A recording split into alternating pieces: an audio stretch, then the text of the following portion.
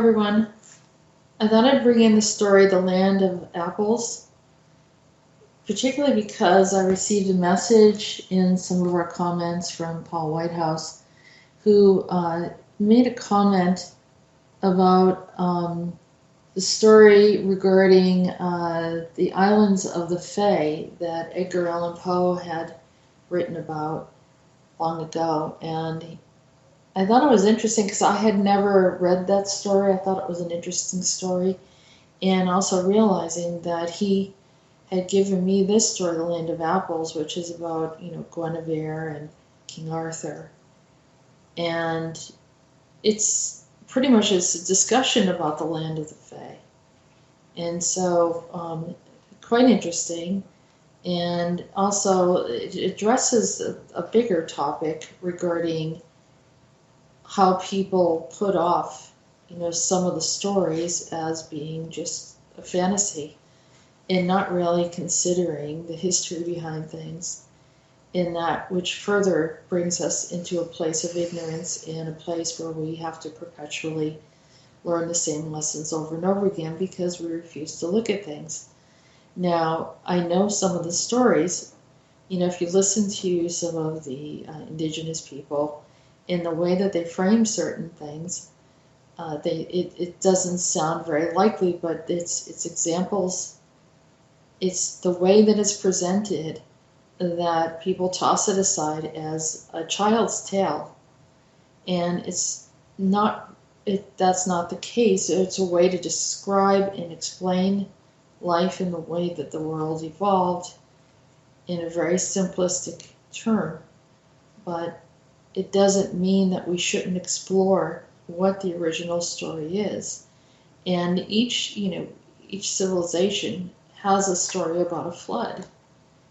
And so we need to be open-minded to the idea, and whether you agree or not, open-minded to the idea that there are some very old stories that have some legitimate background to it, legitimate historical, factual evidence that it existed. And so, I think the more that we become awakened and more we become more knowledgeable, we start to see the facts and it becomes more evident. And so pulling away from this criteria of identifying all, folklore or ancient myths as nothing to be taken serious, and instead do your own exploration and find out, if in fact there is evidence to back up some of these stories. So that it's a lot of questioning. It's a lot of little. You'll see. I'll let the story play out, and Rolf will share this with you. And in the end, I'll leave my comments.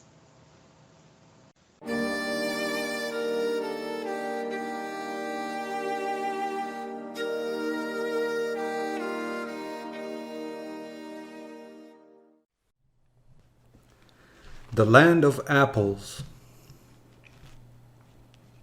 Far away and deep in the land of Fae lived a wizard-like people called Tuatha Dé Danann.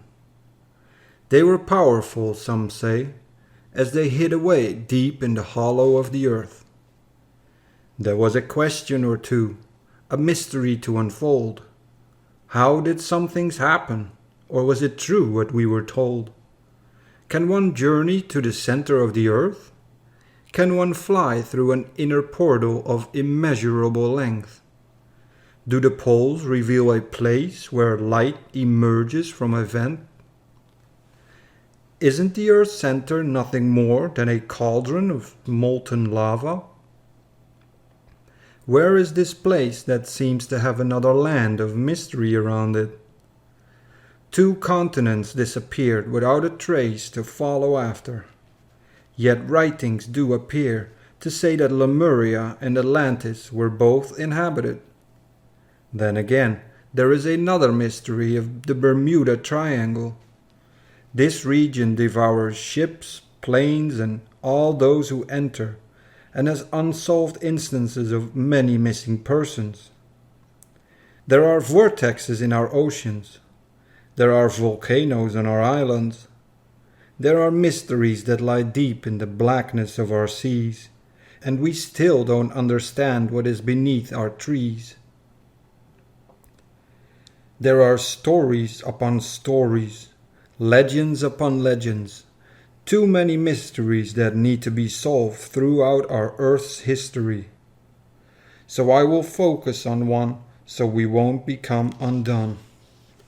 Here is another story for you to digest and sort and ponder. Is it possible that these Middle-earth people were connected to King Arthur? How has this point in history turned out to be such a mystery? How could there have been so much magic? Why was King Arthur's death and even life so tragic? There was a powerful wizard around him named Merlin, sometimes called Pendragon. The other powers were Morgan Le Fay and the magical woman who worked with her that day. It begins with another unusual twist, when Guinevere somehow disappeared in the mist. She was not found or discovered until a year later. The poems were written to say she was held captive by Melvas, king of the land of summer. What such land could be a season? This, my friend, is for a reason. It was hidden well, so there would be no treason. Yet some mysteries should not be uncovered. There was a portal leading into the depths of darkness within the earth by this isle. The den of thieves above the eaves, stealing all the mysteries from across the seas. There stood a man of valiant arms. His name was Lancelot, and he travelled far. He stood there at King Arthur's round table, yet never admitted or revealed he was able. For this man was not your average sport. He hid his identity from the knightly court and lived a double life of sorts. His underworld friends would come to visit him again, as he played games for sport or for a lovely consort. There were swirling designs of landscapes in green. The magic-filled forest was all painted in crystal glass emerald green. He danced by the evening light of a full moon, then put on his many disguises to make sport of Guinevere the queen. He captured her, they said, then with another face he fled, and made himself innocent instead. This city on the isle did flourish for a while, without a plough or vessel known to make the most tasty grove of apples. He tempted her with a smile, and deceived Melvas and King Arthur for a while, then tempted her to eat the fruit that made her weak from the sin she took. Sweet Guinevere, my dear, you can be deflowered here, I fear. Why not take from this full garden? It has sumptuous fruits that are overflowing. Do you remember me at all? I was the one who made all mankind fall. It was I who challenged you to a dare. I know that you didn't have any fear. So why not do it again? The garden of good and evil is here, next to the pears. So Guinevere didn't really care. She had a stiff upper lip and would not show her fear. She continued to be solemn all along, knowing that this was her problem, and held on to the hope she would soon be rescued by her dearest King Arthur. Though man could never tell, the Garden of Eden never fell. It was hidden in a glass garden dimension when they found the archetype of Eve, sweet Guinevere, who stood by the Avalon stairs. Are we to believe that Morgan Le Fay was the gatekeeper of the hidden power during that day? Was Morgan the Lilith by the gate, who had chosen to help during the darkest hours? Sometimes I'm not sure who was standing by that door. The only thing I can tell was that the Middle Earth seemed like a middle hell or more. This place was filled with all illusion, a place that appears to be covered in seclusion. It can affect each one of us in our lives. We banter and fight when things aren't right. But with blindfolds on, can we really see what's right? What is this land, and should we seek it? What if therein lie the depths of illusion from the wicked? We question and put off the legend. Is it possible for such things to happen from the supernatural? An open portal may be visible, and some may enter in and safely be untouchable. Who can tell when we work with the unknown? Yet, should we ignore that unexplained happenings go on? The triangle of fate, the Isle of Glass, the land of apples on an island of paradise. Who knows what is fact or fiction? Let's continue to joke and laugh at all the fables. Make light of the conversations we have at our dinner tables. Let others worry about these silly imaginations. We can explore our world, but let's keep quiet another generation. It may be foolish and it may be folly to imagine that there are some supernatural happenings around us. We may not be in trouble, but does it hurt to question fables that may provide a grain of truth that can reveal mysteries from many ages? The land of apples, the Emerald Isle, the missing woman or girl for nearly a year and found at a funeral march without a smile. Here is another tornado spin regarding this land of the summer island. This was a land with fairies. Merlin? A wizard of Oz? Tell me that Guinevere is not Dorothy in this story, and that Morgan Le Fay and her little fairies were the good or bad witch. The land that is made of green glass could easily become the Emerald City.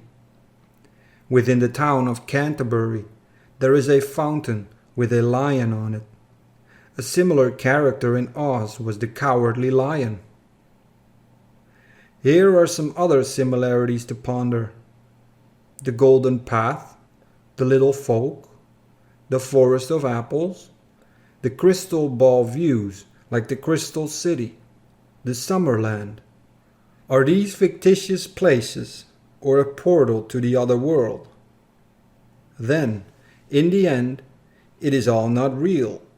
But wait, a gravesite in Canterbury still exists, where rest both King Arthur and his lovely bride, Guinevere.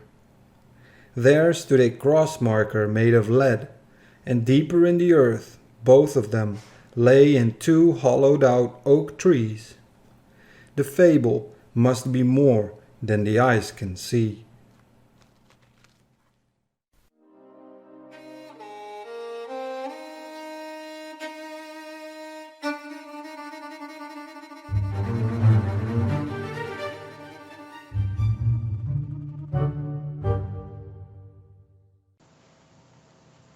So as you can see, this is mostly, questioning. It brings up different terms. It brings up a comparison between our, fun little story, The Wizard of Oz, and how, that story, which seems to be very, very prominent for many years, a lot longer than some other shows during that time period.